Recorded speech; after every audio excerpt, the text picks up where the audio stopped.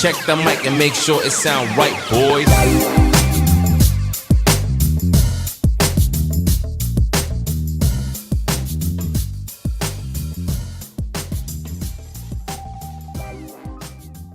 Welcome one and all to the Defiant Takes Football Show. I'm Max Dean. You can find me on Twitter at @TheMaxDean. And I'm here with Kyron Samuels at Kyron Samuels. We're going to be talking about the 2023 NFL Draft in its totality.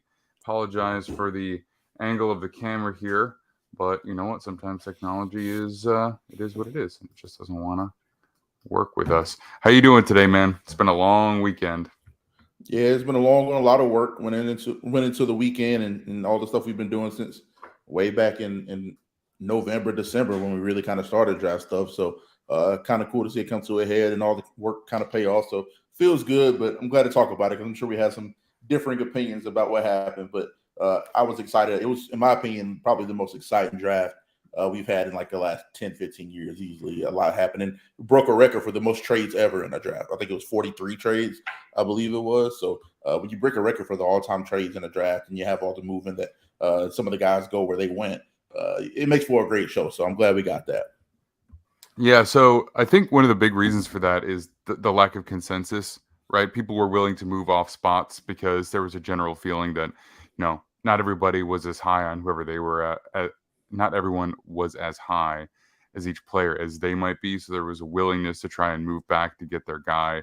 I think we saw a lot of that. We saw a lot of teams trying to trade back, not able to, and then ultimately selecting a player. And I think this might have been a draft where there were more so-called reaches than any that I recall as well. And I think it speaks to the general lack of consensus. So it was an interesting one, no doubt about it.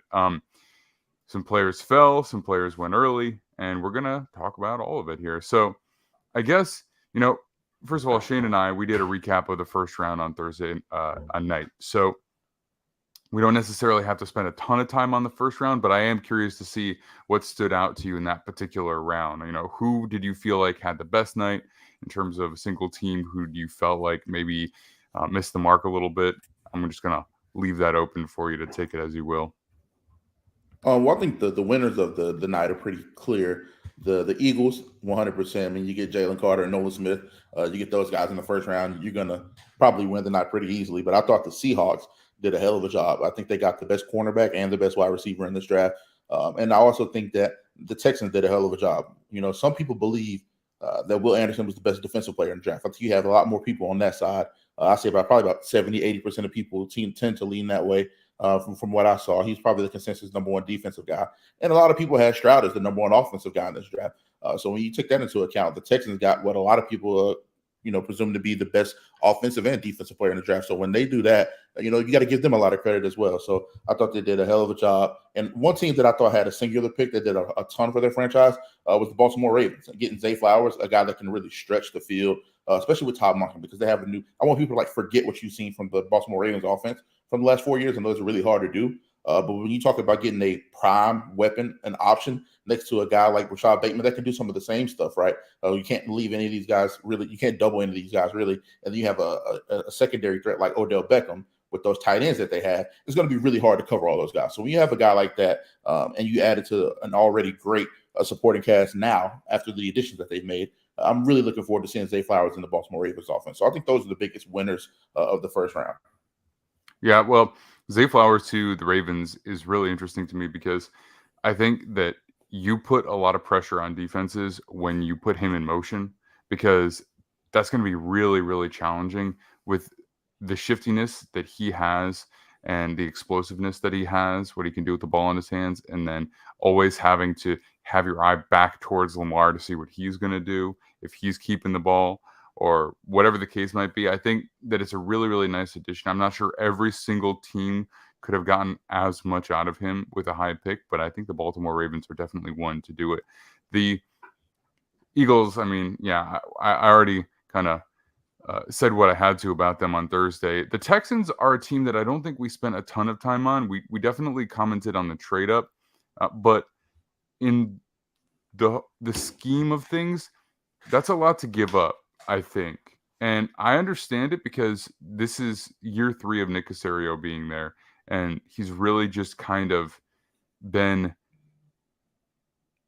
inactive, I think you might say. Definitely inactive in free agency in terms of anything bold, and relatively inactive in the draft in terms of not trading up, not really like striking on flashy positions, not selecting players that are, faces of the franchise on offense or defense. Last year they took Derek Stingley, I will say that, but I felt like this was big time for them. The pass rusher, the quarterback, and I'm happy that they took Stroud. Definitely would have been critical if they didn't.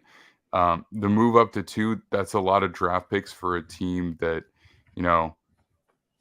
despite its additions, still had the second overall pick and very much could have had the first overall pick. So this is a team that's saying, like, we're going to be significantly better this year because we don't need those picks next year. It's kind of what they're saying with that. So I'm curious to see if that plays out in their favor. I do think fortune tends to favor the bold, so it's good to see them finally being a little bit more aggressive. But we'll see if it was the right time or not. And then, I think I want to hear what you have to say about the Lions, because, first round is kind of different if you take it in a vacuum versus their entire draft. And I liked the players that they got, but ultimately it's at the cost of who else. And analytics, and I know that you have some thoughts on that, would definitely tell you that a running back at 12th overall and a linebacker off ball at 18th overall is rather questionable. So how do you feel about them? Well, I love their draft. I don't care where they were taken, to be honest with you. It's just they got guys that made sense. I mean, when you talking about, they got rid of Swift, but we already, there was a ton of rumors going around. I don't know if that was public knowledge, but there was a ton of rumors going around that Swift was going to be gone. They got rid of Jamal Williams and they brought in Montgomery, right? So, I mean, it's a 2 running back league everywhere. There's nobody besides, with the exception of Derrick Henry, essentially, that really just carries the load by themselves. So it's a 2 running back league. You had to figure they were going to go running back. And from what I was told, they really, really loved Jahmyr Gibbs. It wasn't a thing like where they wanted to trade up and get a Bijan or stay put and get a Bijan, because obviously they could have gotten him at 6 if they loved him that much. But they traded back to 12. They ended up getting a guy that they really, really loved. And then, they paired it and got another guy that they really, really love in Jack Campbell, which I think is going to be fine. I mean, they have their speed guy, their guy that can get out in space and make those tackles, and their captain, Alex Anzalone. So you put in the box middle linebacker, old school. You talk about and this is one thing that I want people like analytics cannot tell you culture fits, teams that picks that fit the identity of a team, of a franchise, of a coach. These are culture fits. This is why I love the Steelers draft. They didn't have like the greatest first round, because I mean, obviously when a team has multiple first round picks, they're going to be able to make a little bit more of a splash than a team with a singular pick. But if we talk about an entire draft, we'll talk about them soon. But you talk about getting guys that fit your culture, they fit the identity, that fit the coach of your team. I thought the Steelers and the Lions did an incredible job of adding those type of guys. And people keep saying, "Oh, these are luxury kind of picks," and I don't really see that as the case. I see this as a 9-8 team that's taking a swing on some guys that they feel can take them from a 9-8 team to a 13-3 type of team, or 13-4 type of team, or 12-5 type of team. I think these are the type of guys that can help them win a couple of those ball games that they've been missing out on. You add a dynamic guy like that Jahmyr Gibbs, that is one of the best players on offense in this draft. I think everybody had him as a consensus top 20 player. It was just a positional value discussion with the running backs and all that stuff about where you actually take them. But I know Daniel Jeremiah, Dane Brugler, some of the guys that we really respect, right, that seem to have a really good grasp on things, they all had him as a consensus top 20 player. Then you get a guy like Jack Campbell, who mostly everybody had as a consensus top 50 player. You get a guy like Brian Branch, who everybody had him as a consensus top 30 player. You get guys like this, you start to add them to your circle. It doesn't matter when you get them, in my opinion. Because the thing is about what is the downside of taking a running back at 12 or a linebacker at 18 for this team? Like they aren't built like any other teams that we're talking about. This is why I don't think the analytics are necessarily fair, because it's a case by case basis. What is the identity of this team? How do they fit this team? Where's the team at when they take them? How do they get these picks in the first place? They acquire these picks from trades. It's not like we're a bad football team last year. They're a couple tiebreaker scenarios away from being in the playoffs with the roster as it was constructed. So they did, and people also tended to forget the free agency additions that they made. They made a lot of headway in free agency if we're talking about on defense and adding a ton of guys to that defensive backfield with the Cam Suttons of the world, the Chauncey Gardner-Johnsons of the world. They did a lot in the free agency as well. So I like where they're going. And if their last two drafts are any indication of where this draft class is going to go, if we're just going to continue to believe that these guys are going to continue to hit at a high rate, they're going to win the draft again because they go from a 9-8 team to potentially a 12-5 type team in a division winner. So I liked it. I do understand some of the pushback, but I don't think those come close to outweighing the positives when you look at the identity of the team, the makeup of the team, and where the guys that they took are going to place in their roles for the team. Well, I think you have to look at things really as a whole for them. Whether they're luxury picks or not, that means different things for different teams. For the Lions, if you look at them right now, the majority of their team, of their core players, that offensive line, for the most part, is all going to be under contract for a while. For their offensive skill group, you include the players that they just took. I mean, you got your running back, you got Amon-Ra St. Brown, you've got your tight end Laporta now. You've got the core of your Jameson Williams. You've got the core of those guys all together. You've got Goff and you've got Hooker. And then defensively, you have addressed your linebacker position. You have addressed the safety position. Now, you still could use probably a big-time corner, I would say. But across the defensive line, you're looking pretty darn good. And a lot of the times, the major criticism is that it's hard to get these premier players for reasonable contracts, right? And so you want to use a draft to prioritize them. But the reality is they have $25 million left in cap space right now prior to their rookie signings. Next year, prior to these signings as well, they're scheduled to have $87 million in cap space. And again, they're not really losing anybody. So that's with Vitae still under contract, I think. So, I mean, depending on how it all works. But the reality is this is a team that doesn't have to pinch pennies. They don't have to, they can go out and get a situational pass rusher. They can go out and spend on a D tackle if they need to. They can, they've got all their offensive skill players kind of locked down. And then if you just look at the players, I love Sam Laporta. Honestly, I think that aside from Darnell Washington, he was the best tight end in the draft. That's just my opinion when you look at things across the board. And that depends also on what you want out of your tight end. But I thought he was the best blocker and the most skilled route runner. So it's not really surprising to me that he went over Mayer. But then, you got Branch, who was a consensus top player, a little bit on the small side. Maybe everyone didn't have the exact fit for him. Awesome player. Jack Campbell, maybe not the fastest, but just an absolute stud in every other regard. I mean, these are really great players. And then you take your swing on Hooker, and he might be the heir apparent to Goff. And you got time to let him play. That pick kind of had this gut-wrenching, snap reaction, oh no, everyone's so high on the Lions. What are they doing now? And then they just close out so strong. So I think, it's tough to look at the first round in a vacuum when they did such a nice job across the board and they fit what they wanted to do into the full structure of the team. And the biggest concerns with the whole positional value discussion is that's a problem that you deal with 3 or 4 years down the line if the guy turns out to be a good player. For the next 3 to 4 years, that does not matter in any capacity whatsoever. You take the guys that you believe in, you trust your board, and you go from there. And if they turn out to be really good football players, and if it's like an Ezekiel Elliott situation where the guy's one of the best running backs in the league 3 or 4 years from now, and you have to pay him, that's just what you have to do. I'm sure at that point in time, if the team is in a position where they're still winning football games in the playoffs, competing, they'll have no problem paying for it and adjusting accordingly when they need to, similar to what the Cowboys did this year with Ezekiel Elliott. So I don't really understand that argument as much when it's a team that is vying for a playoff position and to increase their playoff standing, as opposed to a team that's building. Let's say if the Arizona Cardinals did something like that, a team that's at rock bottom right now, then I can understand it. It's a little bbit silly at that point because it's like, hey, build inside out, get your pillars, get your quarterback, your running back, your offensive lineman or your defensive lineman, the pillars that are going to kind of you build the franchise around.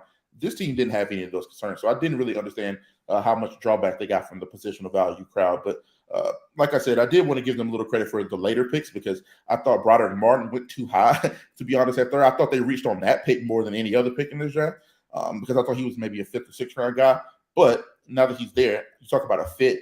He's a guy that terrorized teams in the MAC, and I think he's going to be an interesting prospect because if he maxes out, if his potential as an interior pass rusher comes to fruition for them, they're going to have a hell of a pass rush because the outside is pretty good. The edges are pretty sewn up for the foreseeable future. They got some pretty decent depth there as well. But if that guy hits, then that goes another level with the pass rush. And I love Colby Sorsdahl.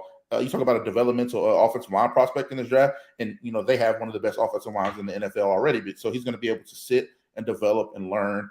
And if he turns out to be an heir apparent for one of these guys when they maybe don't want to pay him, whatever they're worth in the next 2 or 3 years, or maybe they get paid more from somebody else and they leave. We all know how this thing works. They got another developmental guy that can sit behind them and learn. I thought they did a hell of a job in this draft. And what I loved is that they're so adamant about their guys. Did you see the highlights of them in the green room when they were making these picks? Like no, but I have no doubt that it was fun.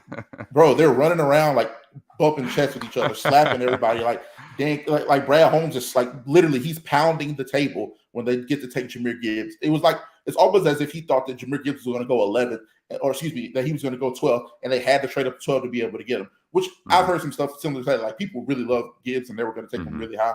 So it was almost a situation where if that was their guy, they had to have taken him there to get him. So, but they were literally pounding the table, slapping the table. You see people excited during draft boards, like they'll hug each other, dap each other up. I've never seen a draft board that excited. They're slapping the table and jumping up and down because they got their guy. And I, for one, love to see a front office and a coaching staff stand on their belief. So whether it looks like stupid or not 2 or 3 years from now, right now they absolutely love it and they believe in their guy. And what more could you want as a player going to play for them than to see that? And I really do appreciate that because I think everybody's so stuck on, not everybody, because this kind of draft went all against the analytic community at a lot of points. So I think a lot of people have gotten used to like thinking from the vacuum of like spreadsheets and like, well, this says this and this says that, but like nobody just believes in their gut and takes the guy that they think is the best football player for their team. And I think they did that. So that's why I was so adamant about liking these guys.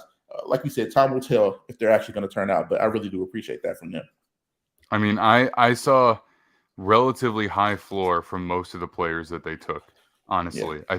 It's as simple as that. I mean, Jack Campbell, talk about a high floor, right? Like, how good he's going to be. Like, everything's there. You don't have a question about how good he's going to play. You know that you can't put him in certain situations, and that just is what it is. But the dude has unreal instincts. He's an absolute leader out there. He is Jack Campbell. Like, he's going to be just fine, and he fits the culture great. It's the same thing with Brian Branch. He's a playmaker. You can put him all over the place, and you know what you're going to get out of him. And Laporta, I feel, is a high floor player too. And I think the biggest swing they took on anything is really Hendon Hooker, and I actually quite like Hooker. So, obviously I'm pretty high on the draft overall. So another team that I'm a little bit more down on, and I think some people disagree for a couple of reasons, is the Arizona Cardinals. And I understand the thinking. I understand the thought process, right? New coach, new GM. They're trying to set they're trying to set themselves up for greatness in the future with big swings on players early. I mean, these are tremendously athletic, tremendously gifted athletes that they took. But the floor on these guys is way low compared to what we're talking about with the Lions. And so I just have a bit of nerves taking Paris Johnson Jr. 6th overall, taking BJ Ojulari 41st overall. I mean, Johnson's got a ways to go. If you're trying to put him at left tackle, it's going to make life tough for whoever it is that's playing quarterback until Kyler's ready, and then even for Kyler too. It could be challenging, and then you love the athleticisms, but you're not sure that that's going to happen. And Ojulari is like, he's a ridiculous athlete too, but I just see a really, really notable lack of refinement with the way he plays. It's not like some stuff isn't good. It's just kind of a sloppiness overall. I think his best skill outside of athleticism may be play recognition, but at 41st overall, you're setting yourself up for a not very good team this year. You know what I mean? Like, it's tough. And I know Michael Wilson could be really good because we saw him at the Senior Bowl. We know he was hurt at Stanford. We know it wasn't the best offense, and he has a chance to be maybe a steal for them. But those early picks, man, it's like, it could be rough this year. It could be real rough. Yeah, listen, I'm with you because all of the listen. I try to like temper my true thoughts about this because it's much more explicit than this, but all the picks sound good in theory. Like all that sounds good, right? Then you have to make the picks eventually. Like the Bears, a lot of people were kind of like lauding the Bears draft, and I thought they had a solid draft because I like a lot of the players that they drafted. But if these picks don't hit, they're right back to square one, man. Like it's one thing to have all the picks and have the money, but you got to get the guys. And everybody, and this is what I really want. Like we can have an entire pod about this. I think I will do it. I'll probably write about it as well. The Caleb Williams hype is reaching levels that I hadn't seen in a while from a quarterback prospect, probably since Andrew Luck. I mean, Trevor Lawrence was always considered the guy. Well, yeah. I mean, but there was no controversy there. Everybody loved him. He played at Clemson. It was really quiet. You didn't hear about him a ton. It's just different when I'm talking about the hype. I think everybody thought he was going to be a great prospect, and I think that was just pretty consensus, right? But he wasn't walking in, fashion shows in Paris like Caleb Williams. He's not. They didn't talk about it. They talked about Caleb Williams more on day 2 and day 3 of this draft than they talked about anybody that got drafted. So it's like, I understand that he's a really cool prospect, but I think it was Nico, the Elite Text guy. He posted a snapshot of his measurables, and he was 6'1", 217, and Tua Tagovailoa is 6'1", 215. And I was like, what? I had never thought about his size. That it just never occurred to me that he's like low-key an undersized quarterback. He's not ideal size by any stretch of the imagination when we talk about quarterbacks.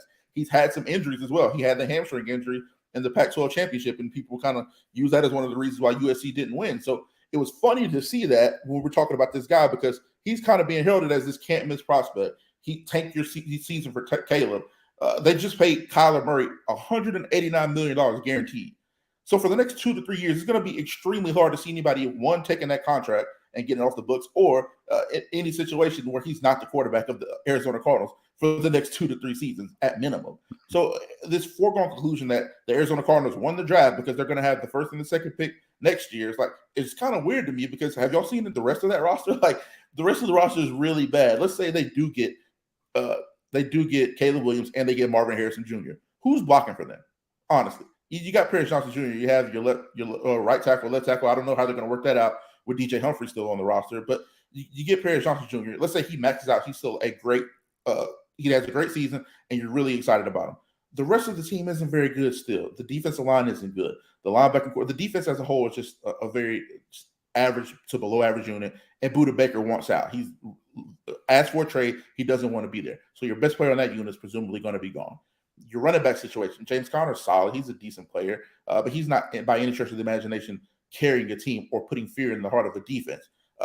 Best case scenario, they get Marvin Harrison Jr. and Caleb Williams. What then? It's like I understand that the idea is to build around those guys, but how long are you going to be building? That'll turn from 3 years to building with Kyler Murray to another 2 to 3 years of building with those guys. Best case scenario. I just don't understand the thought that they won the draft by acquiring picks and acquiring capital for the next year. I just truly don't understand it.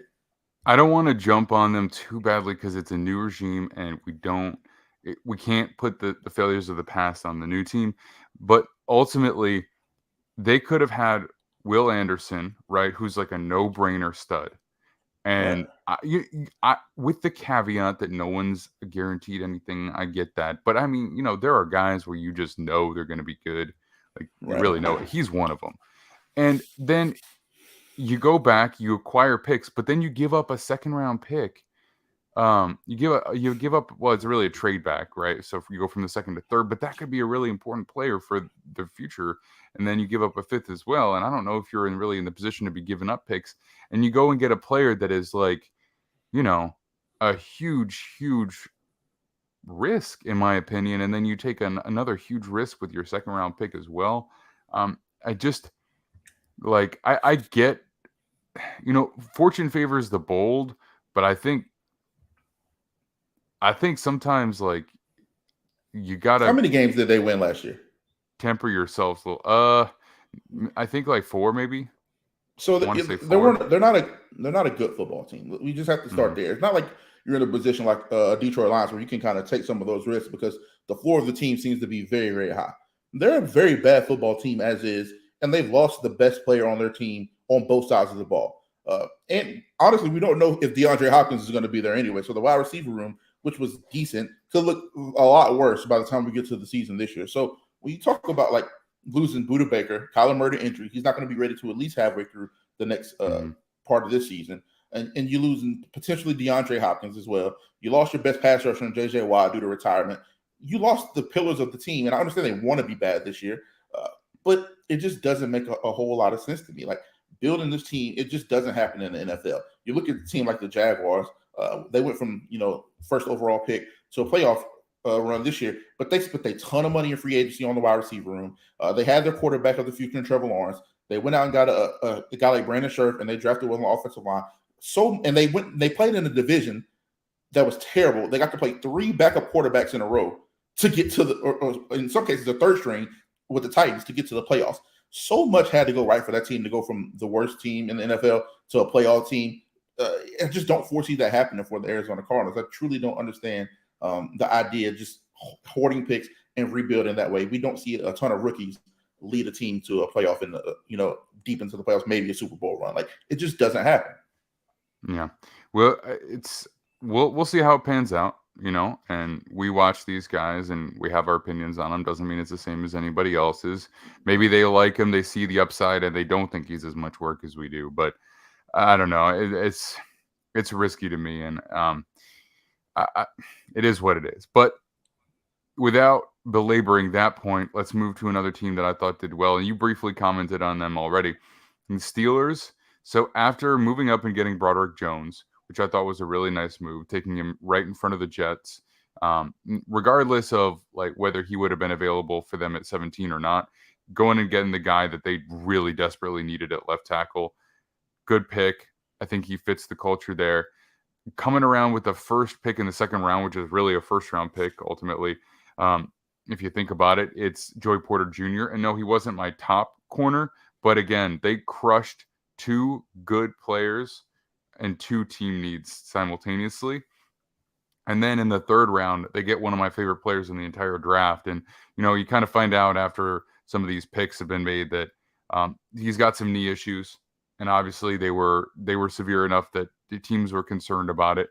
And we didn't know that, or at least I didn't know that. So it's unsurprising that he did slide a little bit. Right. But for the third round pick, that is an easy shot that I'm willing to take. And so I thought that their first 3 picks were as good as anybody's in terms of where they were picking versus what they got versus team fit. So I gotta show some love to the Steelers. This is the first draft that Omar Khan has been in charge, and I'm sure that he had a lot of say last year because he was the heir apparent in reality, even though they went through their process. We kind of knew who it was going to be.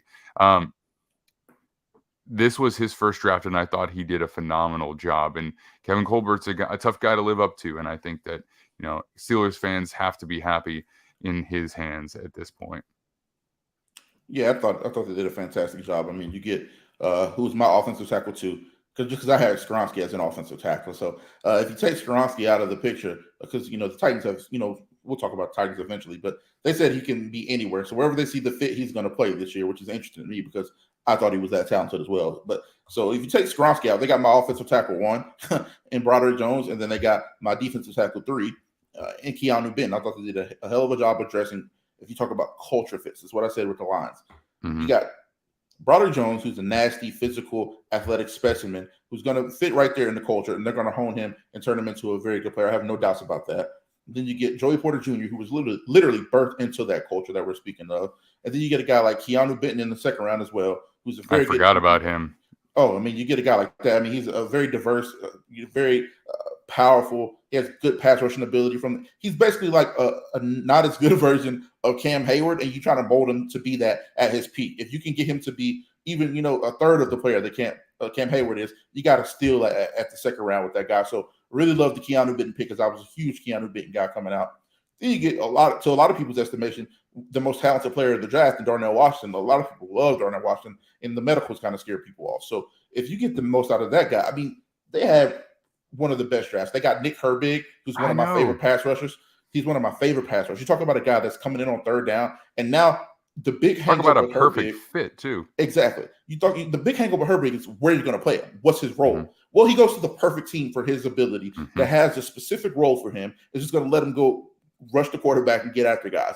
So you have a guy like that, and he gets to play opposite J.J. Watt. He gets to spell Alex Highsmith. All these guys that have this pass rush ability, he's just the next step in line that's going to be really good for them. I really believe that. Mm-hmm. And then to close it out, they get a guy in Kobe Trice, who some people had a late first, early second round grade on. I don't know why he fell. I heard it was some, obviously when people fall like that and don't have character issues, it's a medical thing. So something on the medical scared them away. But you get a Kobe Trice, who's another 6 foot plus corner with incredible press man skills that can get up there, be physical, jam you up, and has really good cover skills and recovery skills as well. They got 2 first round talent cornerbacks in the second round and the 7th round to go along with all the stuff that they did depth wise. I just really love their draft, and the culture fits were really incredible. So I'm looking forward to seeing those guys play, because I think all the guys that they drafted are going to have instant impact to varying degree. We don't know how great they're going to be, but those guys are going to see the field this year. It's a given. It's a guarantee. Those guys are going to see a lot of action this year, and they did a great job of addressing needs. Yeah, I really do. I forgot about Benton, and then Herbig is for perfect fit. He's the exact type of player who's going to go and just come in a little bit as a rookie, a little bit more as a second-year player, and then when Alex Highsmith goes and gets a big contract from somebody else in free agency, then he's just there, and he's just another good outside linebacker coming off the edge for them. So, yeah, I haven't been as big on the Steelers drafts lately, but this one is a real return to form for them. All right, so let's talk about somebody else here. So I'm curious to see what you think about this. So my initial reaction to the Jets taking Will McDonald at 15 was like, whoa, that's high for me, because he's a super athlete, and he's a little bit in better shape than a BJ Ojulari, but I see some similar issues. I mean, I see with him a player who like really predetermines what he's going to do. He has a more refined pass rush set of moves, but it's like he knows what he wants to do, and then he just does it kind of no matter what. And he was definitely used out of position. When I watched him, I was like, okay, he's not going to be playing inside in the NFL. It's not going to happen. Right. But still, like, I see the plan for him with the team, but that's high, I thought. But I will say, conversely, their second pick, I really like Joe Tippmann. We did the brick wall breakdown on him. I thought there was, it was a perfect fit for him, and I really, really liked him. I was a little bit more optimistic, I think, in terms of how quickly he can translate, perhaps, than you, but I just also see a crazy high ceiling in terms of the traits. So I thought that was a great pick for them. So how did you feel about their first couple of picks? Well, I'll start with Tippmann because I really like the Tippmann pick. I thought he was I thought John Michael Schmitz I think he's a better player. I think he's a more plug and play ready guy. But you talk about a guy that fits. He reminds me of Nick Mangold anyway, a little bit, with just how big he is, being in center. I think it just looks like a Jets player. And I think he's going to be fine. If you're talking about projecting in the next 2 or 3 years, I think he's going to be a really good player. So I was totally cool with that at that juncture. But the Will McDonald pick is a bit confusing, just because, and I'm asking you as a Jets fan here, because it's really low stakes to me. Like I don't care. I just thought it was a little bit weird. What does he do that is better than what a Bryce Huff does? Like, he doesn't have they're similar players to me. Like, the guys on their roster already, he just looks like a lesser version of them, which is the confusing part about it. I think he has, good upside even still, but I don't see him working. I mean, he's a first round pick, so he's going to play, but who's he taking reps from that you're going to be like, okay, I'm glad he has the reps over this guy? And I don't really see that on the roster for them. So it was a little bit confusing to me, especially with the guy like Nolan Smith still on the board. Even like a Myles Murphy. Like, I'm not as huge on Myles Murphy as a lot of people were, but like Myles Murphy would have made more sense there than Will McDonald to me. Like, it's just a little bit confusing. I just want to know who takes the reps from him. Yeah, well, okay. As far as Murphy goes, that to me is a lot more about what you want out of a player, because I didn't see a significant difference between the two in terms of quality, just style. So Murphy is much more of like a hold the point, read and react type of guy, even on the edge. Will McDonald is definitely a I'm going forward type of player.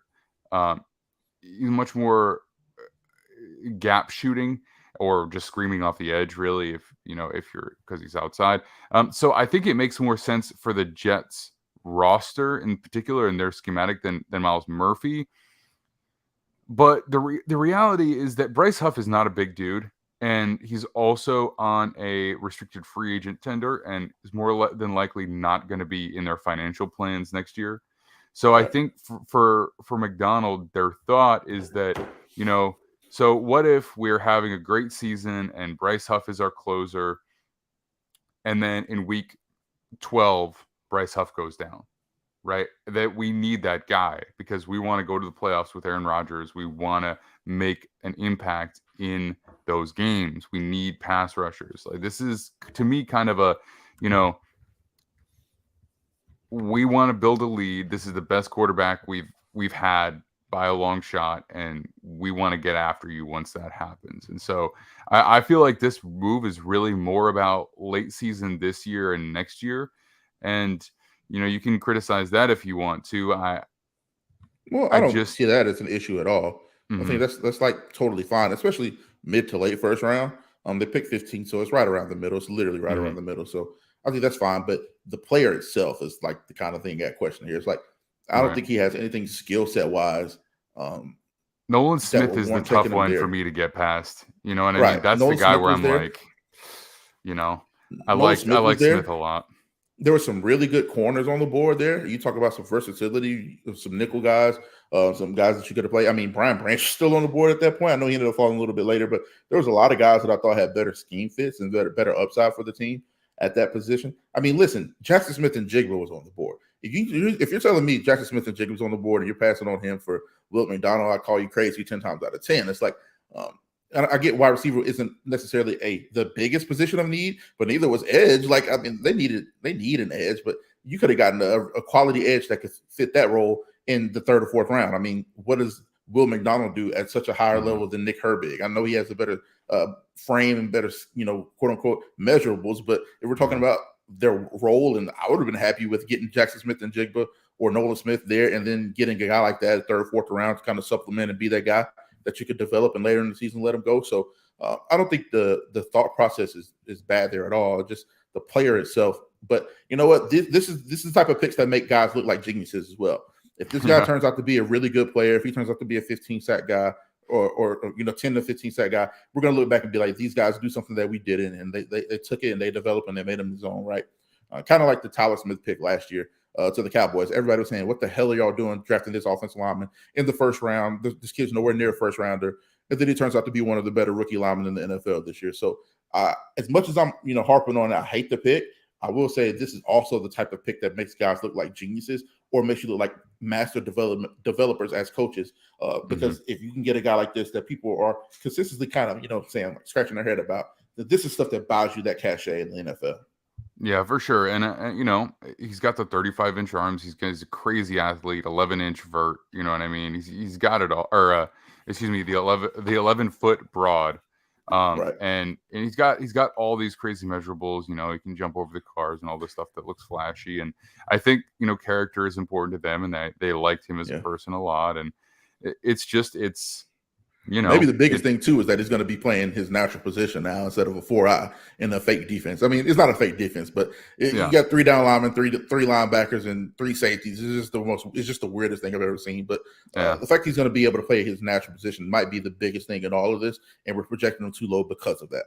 There's going to be no question that he is going to have some ridiculous highlights this year, but it's really a question of, is that like 3 or 4 plays? You know what I mean? Like, is that going to be not 9, 10, 11 plays where we're like, whoa, or is it going to be some level of consistency? And like, it's tough to take a player 15th overall for 11 flashy plays in a year. We'll see how it shakes out. I was a little bit nervous. Some of my faith's been restored by the second round pick, and I like some of the other guys that got. Israel Abanikanda, he's a good fit, explosive player. And Carter Warren is like a good developmental guy who was hurt. Can kind of maybe be a little bit of a safety net. I do like Carter Warren a lot. He's a guy that I thought, if you're talking about developmental, he's not ready to play now. He probably won't even be ready to play a year from now. But if you talk about a guy that you can develop and really turn into something, I think he's one of those guys. I like Carter Warren. All right, so let's move on to another team here. just as a quick aside, don't want to spend much time on this, but how did you feel about the 49ers being so confident in the roster that they have that they're taking a kicker in the 3rd round? That was Listen, interesting. people are like universally shitting on the 49ers draft, and I really, really loved it. I'm not gonna lie. I thought the kicker pick was, I mean, come on, that's a little crazy. Like they took I think they took him 3rd round. Was it Jake Moody? Yeah, they took Yeah. Jake Moody in the 3rd round. But if you talk about these, to me, these are guys that like, and I hate to say it like this, but these are guys that like, because you would hope everybody does that.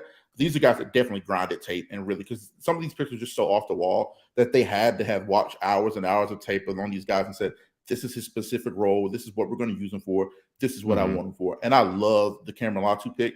And I didn't think that listen, he's a guy, even as a Bama guy, I was like, there's no way this guy should go before the 5th round. He's a 5th round guy.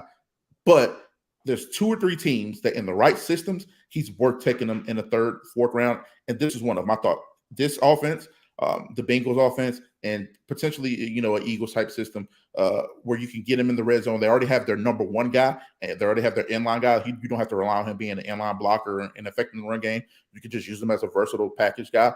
And the 49ers are the first team that came to my mind because they have George Kittle, who's the 2nd best tight end in the NFL. There's no, if ands or buts about that. So you got the number 2 tight end in the NFL, and you can use a guy like Latu to come in and really be a versatile guy on 3rd downs, move him around in the red zone, and just go in there and be a mismatch and catch passes. And then you get a guy like Darrell Luter Jr. from South Alabama, who's a really, really long cornerback. He has some really nice measurables. I know really good with friends with some of the coaches on staff there. They raved about this kid. This is a kid that kind of made a lot of headway the last couple of years and turned out to be one of the better players in the G5. And he's had a hell of a couple of years. I think he has, he's had 13 interceptions the last 2 seasons or something crazy like that. So he's had a ton of interceptions. Ball hawk. He's a guy that can develop behind the ones that they already have. Then you get Robert Beal Jr., the freak from Georgia, the edge guy, which I don't think they need him, right? But that's where you take a guy in the 5th round that you can develop and turn into something. And if you're talking about a guy that has freak measurables, I believe he ran a 4.5 at the combine as well. Everybody got taken aback by Nolan Smith's 4.39, which is absolutely freaky. But a guy running, 4.5 at his size at 250, I believe it was, is absolutely freaky as well. So you just got another freak athlete that you could develop on that defensive line. And then they get D. Winters from TCU. I mean, I thought they had an incredible draft, man. This is another like Dre Greenlaw-esque type kid. They might not want to pay Dre Greenlaw after this year because he's turned out to be one of the better linebackers in the NFL. They just got another baby Dre Greenlaw to develop. And then you get Braden Willis and Ronnie Bell, tight end from Oklahoma, wide receiver from Michigan. They're just culture fit. They fit the team so well. So I know that everybody was just so focused on the kicker, which is hilarious, taking a kicker in the 3rd round, especially when you don't necessarily need one. But the rest of the draft was really, really, really good in my opinion. And I don't think it's like as good as the teams we talked about before this, but still very good overall. And I think they got guys who are going to make impacts for them. Well, it's tough to have a draft of that kind of quality when you don't have picks until the 3rd round, and then and there's all these teams with multiple 1st and 2nd. So how about the Miami Dolphins? And I haven't heard this talked about a whole heck of a lot. They now can probably compete with the Olympic 4x1 Let's not talk about it. Devon A-Chain, are you kidding me? Let's not talk about it. Doing? That is insane. I hated it. I love the players, right? I love Cam Smith. I think he's a really good player. I think I had him mocked to the Rams in my mock for the 2nd round. But then I like a chain. I think he's great. But like, dude, you signed 4 running backs this all season. You have to. And then there's so many talks that Dalvin Cook is going to be the trade partner here with the Minnesota Vikings. So what is the thought process here? I'm in no position, right, to not believe in Mike McDaniel, what he does offensively, or what Vic Fangio wants to do defensively. It just didn't make a ton of sense to me from a roster build standpoint. Running back and cornerback are 2 of the deepest rooms on the team, especially when you had Darnell Washington there. I mean, I couldn't believe you passed on Darnell Washington or some of these developmental tackles at 52. Osiris Torrance was still I think he was still on the board, or maybe he went a couple picks before, if my mind's failing me right now. But they just had some really, really good players on the board that I thought could have helped them in more positions of need. But it seems like they're just really banking on Austin Jackson and Liam Eichenberg to be the guys this year. They're going to start Liam at left guard and Austin Jackson at right tackle. And they're really, truly banking on these guys to take strides, which is a terrifying thought to me because I've just watched them play the last 2 or 3 years. And it's like we've seen literally all 3 of the starting quarterbacks for the Miami Dolphins last year have gotten hurt because of the offensive line. I mean, it's not like these are just freak accidents. They're tearing ACLs or popping Achilles. Like, no, they're getting put out with concussions because they're getting hit too much. This is what's happening. So see them not address that was a little bit concerning. But like you said, this is by far the fastest team. And then I can say this confidently. This is the fastest team in NFL history. Like, there's no question about that. Raheem Mostert in the backfield, Devin Achane in the backfield, Tyreek Hill, Jalen Waddle, and then they signed Robbie Anderson. People are forgetting they signed Robbie Anderson because he changed his name to Chosen Anderson, and people probably just forgot it. But Robbie Anderson's still one of the fastest guys in the NFL, bar none. And then they just got the tight end from Stanford who figured to be he's a wide receiver, but he's going to play tight end in this offense. He'll be one of the faster, more athletic tight ends in the NFL coming in if he sees the field a lot. So if you're talking about speed, they have a ton of speed, and I'm really excited about the season, but the draft left a little to be desired for me as a Dolphins fan. Well, I get that. I really do. I think the thing for me is that they've got to they must be looking at some of the guys on their roster, some of these expensive guys is like not long for the team. And maybe it comes down to just the basic, this is the best player on our board by a long shot. Right. We should not pass on him for need. But I mean, Xavier Howard, they've had a lot of contract disputes. Maybe they're like, we're ready to move on after next year. We'll see how it goes this year. Jalen Ramsey, the same type of thing, right? You know, he's getting older. Do we want to have this much money tied up in him for another year? Right. I think this is good, and especially if you are trying to make a playoff run, you never know if one of those guys goes down. You need some legit guys out there, and I think that, you know, Igbenogany hasn't been the dude. So I haven't necessarily been the highest on the Dolphins drafts overall, but I think I see kind of what they're doing. They're saying, like, just try blitzing us. You know, try coming at us like fast when it's third down, because we're just going to get the ball to Mostert or Achane or Waddle or Hill or whoever. I mean, I think they're going to really threaten you by stretching you horizontally in addition to that verticality. So I think, will it work? I can't say. I mean, I hope not. but I get the thinking at the very least. Like, I think it's going to be tough. It's just, I agree with you, everything you just said, but it's like absolutely none of that matters if your quarterback's in the hospital 3 times a year again, or because then Teddy Bridgewater comes in and then he's out. You know, they have Mike White this year, but if he's put out with an injury, he's injury prone. I mean, he gets hurt a lot. I remember him being hurt. Well, he just can't move very well, so it's like if he's blitzed, he's getting hit. You know, or if he's pressured, he's going to get hit. Which is going to be pressured a lot. Hopefully he doesn't have to play. Hopefully he doesn't have to play. But so I 100% agree with you. And if Tua can stay upright, if they can keep him upright, we saw what it looked like last year, and they should only figure to take another step this year. It'll be one of the 3 best offenses in the NFL, which is what it was, with virtually no run game last year. So I'm still really, really excited about the prospects of the team. But man, I would have loved to have gotten a developmental right tackle or an interior. There were still some really good interior guys on the board that I think could have played that left guard spot and kind of shored that up a little bit. And Darnell Washington, I just can't get Darnell Washington and that offense out of my brain, like what that would have looked like with those guys stretching the field and Darnell Washington next to them, you know, underneath and in the running game to truly help kind of, you know, you use this term for defense, but really set the edge and give those fast guys a lane to run through on the outside. I just can't get that out of my head what that would have looked like with the Miami Dolphins offense. So I'm a little raw about it, but I'll be all right. The team's still really good. The roster's still really talented, and I'm really looking forward to it. Yeah, it's going to be tough, though. I mean, they're in a division with Von Miller, with that Jets defensive line. You know, I mean, Patriots, I'm not sure how much pressure they'll be generating, but they can always scheme something up. So it will be tough. They've got to beat some legitimate pass rushes. So it's definitely something to be concerned about. So I'm curious here. As we kind of get towards the closing of the show, is there anyone that you just want to talk about, a player that we haven't touched on that you want to talk about where they went and how good of a fit they are, or just a team that finished the draft in some particular way, good, bad, whatever? Absolutely. Let me pull it up real quick so I don't, forget anybody. But I thought they had the sneaky good draft of the year. And that's the New England Patriots. I was almost ready to jump off I'm looking at him right now. I'm literally looking at him right now. Listen, I was almost ready to jump off the ship because Bill Belichick, there's no doubts about him. He's the greatest coach of all time, right? He sucks as a GM. Let's just be straight, forthright, and honest at it. He hasn't been very good as a GM at all.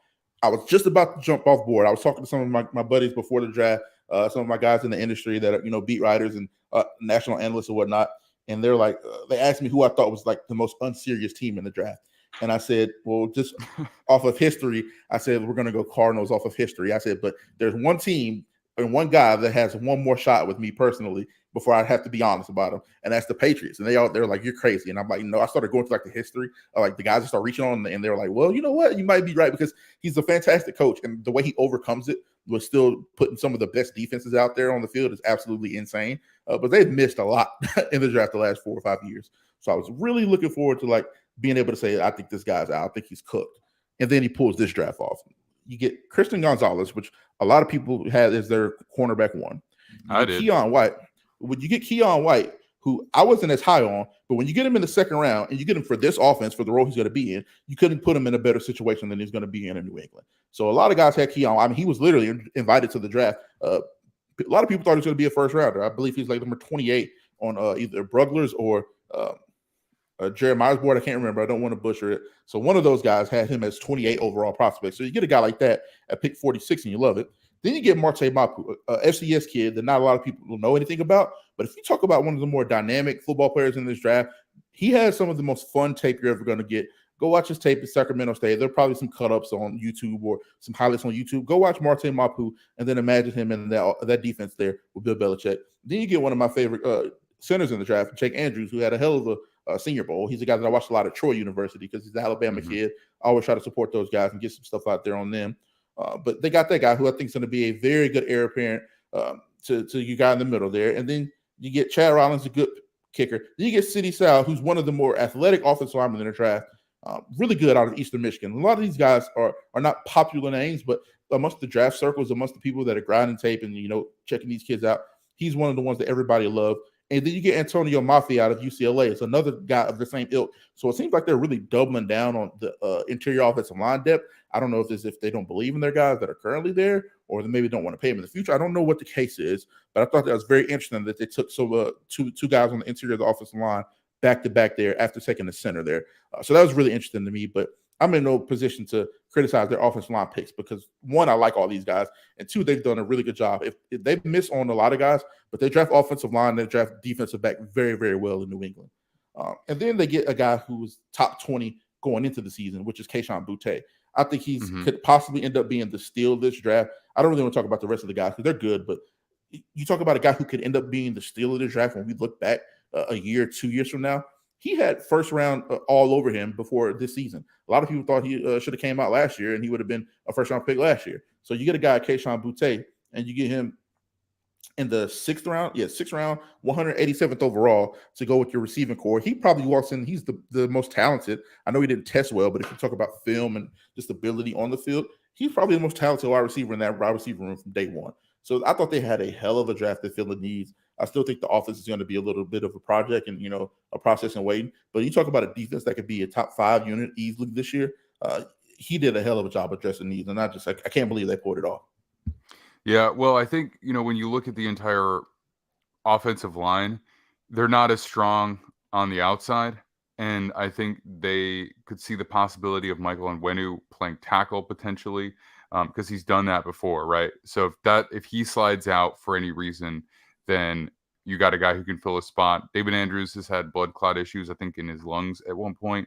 So, having a guy that can come in and spell him if they're without him, I think they're not necessarily looking for starters in the 4th and 5th round, but I think they're looking for guys that they like that could be potential replacements if necessary. So that's really kind of the way that I look at those picks. And so I don't think they have a problem with the interior guys. They got Strange, Andrews, and Onwenu. But, between the possibility of injury or health issues and flexing outside, they've got some guys to fill up there. And I mean, I saw Gonzalez as the best corner in the draft, and I understand that to some degree that's just what you like in a corner. He definitely didn't show the same affinity for playing against the run. I'm well aware of that, but I just think the athleticism and technique is there. So if you're not as stressed about that, then I think it's easy to peg him as the corner one. And he went as a second. No, he went as a third corner, right? Like I don't. Okay, so I haven't really. Who went above him? Witherspoon and Forbes. Witherspoon Oh or yeah, I like Forbes a lot.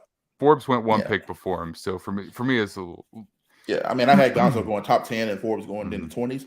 But mhm. if you talk about fit for the Commanders, I actually think Forbes probably is a better fit. It's kind of crazy now that you mentioned that he goes above him in the draft just based off the pre-draft talk. But I think Forbes is a really good player as well. Yeah.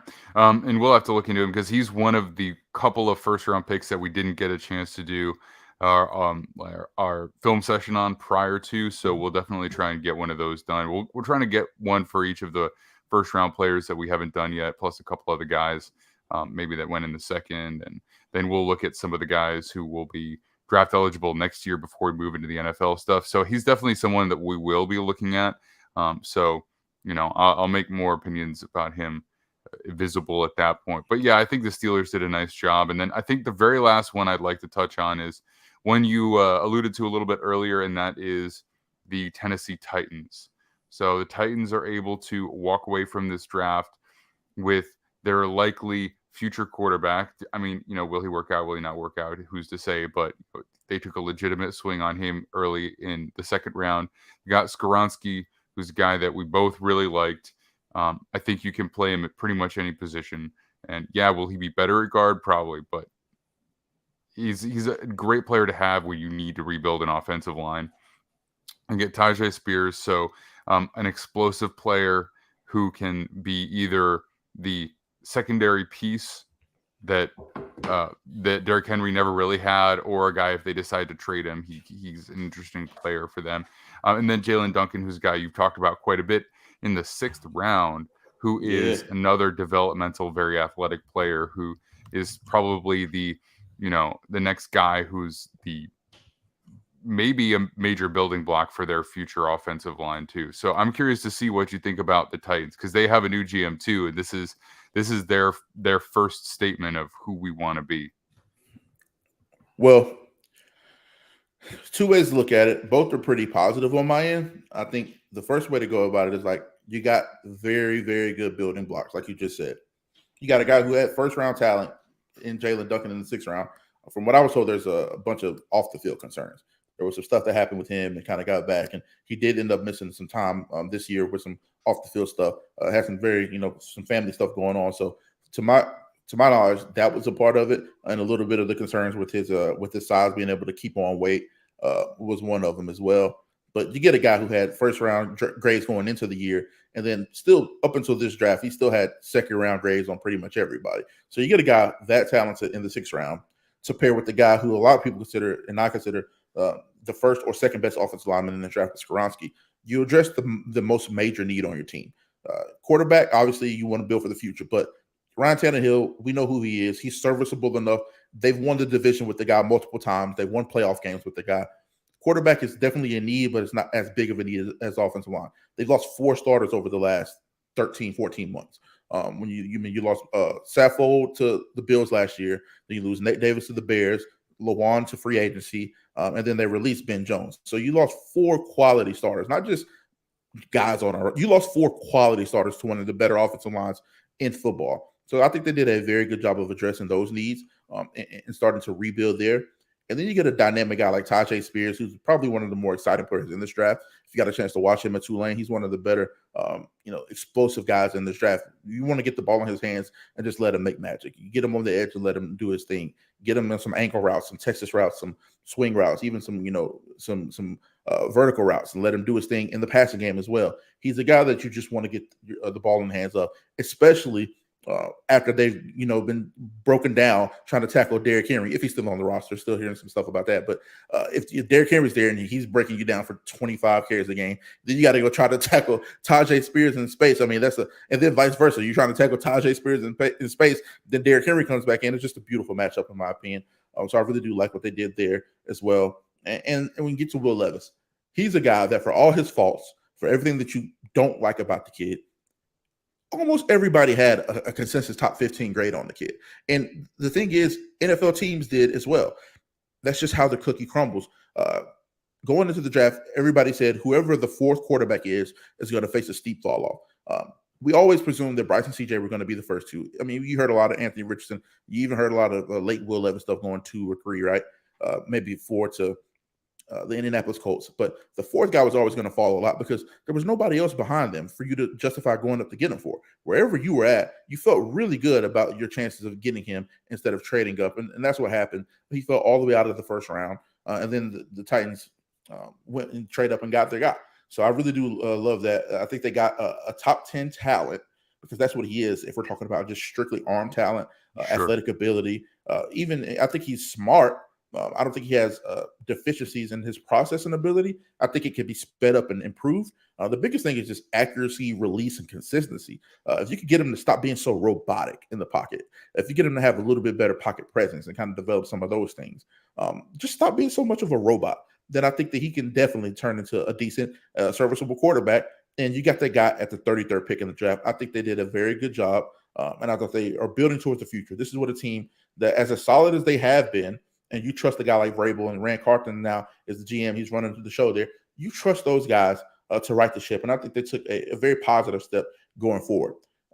The other side to the coin is they have by far the worst wide receiver room I've ever seen in the NFL. It's not even close. It's the worst I've ever seen at the NFL level. So the fact that they didn't do really anything to address it, I mean, they got my guy Colton out of UT Martin, a OVC kid who's really, really good, right? But you're not counting on him to come in and be a day one starter and be a day one huge contributor. You took him in the sixth round, or excuse me, the sixth or seventh round, I can't remember. But you took him late in the draft for a reason. If they don't do anything in free agency or in the next couple of months via trade or acquiring some guys that aren't on rosters right now, it's going to be very hard to see that team being productive in any capacity offensively this year. You're just going to have to lean on Derrick Henry heavily again. And, you know, with his body, he's already started to break down a little bit. He's missing a little bit more time than we were accustomed to seeing the last 2 seasons, which is, I mean, you have to figure it's just natural wear and tear. I mean, it's just how the sport goes. It's how time is. Father Time's undefeated. So if they aren't going to do anything to address that wide receiver room, it's really, really, really hard to see the team being competitive this year. And I think the rest of the team is going to be pretty dang good. So that's pretty unfortunate. So hopefully they make a run of DeAndre Hopkins or something of that ilk and give the quarterback a very nice number 1 target. And then you can kind of ease the Traylon Burks of the world in. Then it just starts to look a little better there. You have a decent number 1, a really good number 2, and then you can kind of find the rest of the guy to be serviceable at the 3 or 4 spots. But they have to address the wide receiver room because this, excuse me, as currently constructed, the worst I've ever seen. It's not good. And I think when you look at the entire team across the board, there's a lot of reasons to be more optimistic after the draft. You almost forget that Harold Landry's coming back. You know what I mean? We never talk about him because he was gone for the entire season.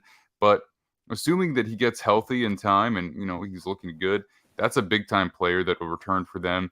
That's going to go along with Simmons and then Autry, who was a nice player for them this past year. And then they've got a good secondary. And the defense is nice. They've got the running game that it's going to be helped by Skoronski coming in and potentially Duncan, who, you know, might see snaps this year. We'll see. But you do have to overcome some of what they did to the offense under,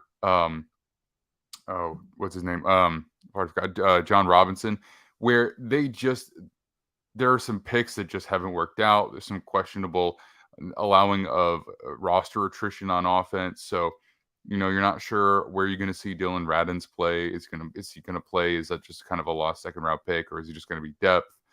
You got Andre Dillard at left tackle, or you're going to have Skoronski there. You're going to have Radins start. I mean, you know, there are some questionable spots there, but it's definitely better than it was. And you have one more shot to really ride Derrick Henry. And ultimately, if you don't really make additions to the wide receiver room, then they're probably looking at another 7-10 season and you know, continue their rebuild onwards from there, probably moving on year from Tannehill and Henry and so forth. But I just think that it's tough to you know, get out of this draft with enough to change the future of the seasonal trajectory of your team. But right. I did want to comment on them. I thought that they did a pretty good job overall. All right. So that's going to do it for us tonight. I'll be back on Thursday to talk more about the draft, to talk about some of the teams that we didn't get to, talk about some of those later picks. But thanks for joining me tonight, Kyron. Appreciate you. And we're going to see everybody real soon. You can find me on Twitter at TheMaxGene. You can find Kyron at Kyron Samuels. You can find Defiant Takes Football at Defiant Takes on all social media outlets. Of course, check out the site, defianttakesfootball.com, for all of our written content. We're live every Monday and Thursday. We're going to get a really good, consistent schedule down for that. And you can check out those episodes the next day on our podcast feed as well. And then if you want to check out some of the players that you haven't seen so far that we've done breakdowns on, you can find those all here on the YouTube channel. All right, guys. Appreciate y'all, and we'll see you very soon. Check the mic and make sure it sound right, boys.